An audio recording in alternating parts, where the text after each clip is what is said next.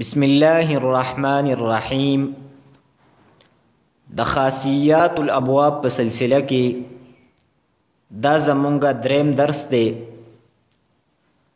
تدین مخکې درس کې مونږه د ثلاثي مجرد د ابتدایي دو بابونو خاصیات هغه بیان کړیو. ان شاء الله تعالی په دې درس کې به مونږه د ثلاثي مجرد د دریم باب یعنی د سمع یسمعو او د ثلاثي مجرد د څلورم باب د باب فتح یفتحو خاصیات دا بیانو. د باب سمع یسمعو مشهور دو خاصیات دي. لومبه خاصیت دا ده چې هغه الفاظ کوم الفاظ چې په بیماری، غم، خوشحالی، رنگ، عیب یا ظاهری کم شکل و صورت دے پا دے باندے دلالت کئی نو دغه الفاظ عام طور باندې د باب سمع یسمعون استعمالیږي. د بیماری مثال مونږ سره دی سقیما یسقمو هغه بیمار شو. د غم مثال مونږ سره دی حزینا یحزنو هغه غمگین شو. د خوشحالی مثال مونږ سره دی فرحا یفرحو وہ خوش ہوا. د رنگ مثال مونږ سره دی سویدا یسودو هغه تور شو. د عیب مثال مونږ سره دی عویرا یعورو د هغې د یوې سترګې نظر هغه لاړ. نو عرب دغې ته عویرا یعورو او دغې کس ته اعور وی او په اردو کې دغه کس ته کانا وای چې د کوم کس د یوې سترګې نظر هغه ختم شي. او د ظاهري شکل و صورت باندې چې کم لفظ دلالت کوي د هغې مونږ سره مثال دی عینا یعینو هغه د غټو سترګو والا دی. او دویم مثال مونږ سره دی بلیجا یبلجو د هغې د دوو ورځو په منځ کې فاصله زیاته ده. نو اردو کې د دې دپاره لفظ استعمالیږي وہ کوشاده آبرو والا ہوا او عربی کې د دې دپاره لفظ استعمالیږي بلیجا یبلجو. نو د دې خاصیت حاصل دا شو چې هغه الفاظ کوم چې په بیماری، غم، خوشحالی، رنگ، عیب یا ظاهری شکل و صورت باندې دلالت کوي نو دغه الفاظ عام طور باندې د باب سمع یسمعون استعمالیږي. البته دلته به زه د فائدې په طور باندې دا خبره هم ذکر کم چې هغه الفاظ کوم چې په رنگ، عیب یا په شکل و صورت باندې دلالت کوي نو دا د باب کروما یکرمون هم استعمالیږي. مثلا د رنگ مثال مونږ سره دی ادوما او سمورا او د عیب مثال مونږ سره دی حموقا او د ظاهری کم شکل صورت دی نو د هغې مثال مونږ سره دی عجوفه یعنی عرب وی عجوفتی شاتو بیزا هغه کمزوری شوه. د باب سمع یسمعو دویم خاصیت مونږ سره دا دی چې دا باب عام طور باندې بلکې اکثر دا باب دا لازمی استعمالیږي او متعدی دا ډیر کم استعمالیږي. لازمی دې ته ویل کېږي چې فعل به فاعل باندې پوره شي مفعول ته د هغې ضرورت نه وي. او مونږ چې دا کم مثالونه ذکر کړل سقیما، حزینا، فریحه، سویدا، عویرا یا عینا او بلیجا نو دا ټول لازمی دي.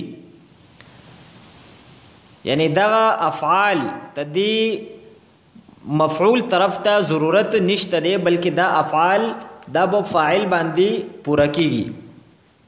نو دا مونږ سره د باب سمع یسمعو دو خاصیات شو. اوس مونږه د باب فتح یفتحو کم خاصیت دی نو هغه خاصیت ذکر کوو. نو د باب فتح یفتحو چې کم خاصیت دی نو دغه خاصیت دا لفظی دی او هغه دا دی چې په 7 اقسام کې د صحیح نه د باب فتح یفتحو کم باب راځي نو د دغه باب د عین یا د لام کلمې په مقابله کې با حرف حلقي وي. مثلا نهض ينهض، ذهب يذهب. نو د نهض ينهض او د ذهب يذهب د عین کلمې په مقابله کې حرف حلقي دي. داسي منع يمنع، فتح يفتح، سلخ يسلخ. نو تدې د لام کلمې په مقابله کې حرف حلقي دی. نو حاصل مونږ سره دا شو چې په 7 اقسام کې د صحیح نه د باب فتح یفتحو کم باب راځي، نو د هغې د عین یا د لام کلمې په مقابله کې به حرف حلقي وي. لیکن تدې دا مطلب نه دی چې د کم فعل یا د کمی صیغې د عین یا د لام کلمې په مقابله کې حرف حلقي وي، نو هغه فعل او هغه صیغه هغه د باب فتح یفتحونه وي. نه، بلکې د باب فتح یفتحو چې کم باب وي، نو د هغې د عین یا د لام کلمې په مقابله کې به حرف حلقي وي. مثلا قعد یقعدو دا د باب نصوره ینصرون استعمالیږي او تدې د عین کلمې په مقابله کې حرف حلقي دی، لیکن دا د باب فتح یفتحون نه دی، اگر چې د عین کلمې په مقابله کې حرف حلقي دی. نو زمونږ د خبرې حاصل دا شو چې په 7 اقسام کې د صحیح نه د باب فتح یفتحو کم باب راځي، نو د هغې باب د عین یا د لام کلمې په مقابله کې به حرف حلقي وي. البته په دې باندې دا اعتراض کیږي چې رکانا یرکنو دا په 7 اقسام کې صحیح دی او تدې او د باب فتح یفتحون دی، لیکن نه تدې د عین کلمې په مقابله کې حرف حلقي شته او نه تدې د لام کلمې په مقابله کې حرف حلقي شته. نو علماء صرف تدې 2 جوابونه ورکوي. یو جواب دا دی چې دا لفظ دا شاذ دی، یعنی تدې قانون تدې خلاف دی. دویم جواب دا ورکوي چې پر رکانا یرکنو کې تداخل شوی دی او د علماء صرف په اصطلاح کې تداخل دی ته وایي چې مونږ د یو باب د فعل ماضي هغه د یو باب نه راولو او مضارع دا مونږ د بل باب نه راولو. نو رکانا یرکنو دا دو نصوره ینصرون هم استعمالیږي، یعنی رکانا یرکنو، او د باب سمعا یسمعون هم استعمالیږي، رکینا یرکنو. نو مونږ فعل ماضي دا د باب نصوره نه راواغېستله رکنا، او کومه مضارع ده نو هغه مونږ د سمعا یسمعو کم باب دی نو د هغې نه هم راواغېستله.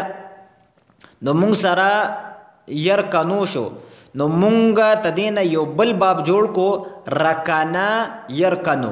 نو دې کې تداخل شوی دی، یعنی فعل ماضي دا د نصوره ینصرو د باب نه ده او یرکنو کم مضارع ده نو دا د باب سمعا د باب نه ده. نو حاصل دا شو چې دا د فتح یفتحو د باب نه ده، بلکې دا د دې کې تداخل شوی دی او دا د تداخل د قبیل نه ده. لہذا زمونږ په دې خبره باندې څه اعتراض دا نه واردېږي. نو دا مونږ سره د باب فتح یفتحو د هغې خاصیت شو. نو د نننی درس حاصل مونږ سره دا شو چې د باب سمعا یسمعو 2 خاصیت مونږ ذکر کړل.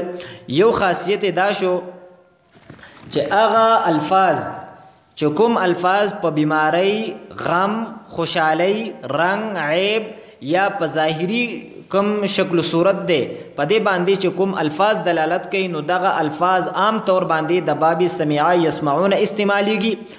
او دویم خاصیت د باب سمعا یسمعو دا شو چې دا باب اکثر و بیشتر دا لازمی استعمالیږي، متعدی نه استعمالیږي.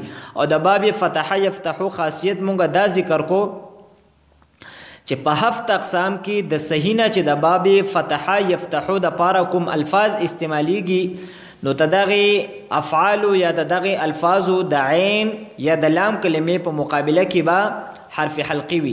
او بیا په دې باندې دا اعتراض کیږي چې رکنه يرکنو نه تدې د عین کلمې په مقابله کې حرف حلقي شته او نه د لام کلمې په مقابله کې حرف حلقي شته.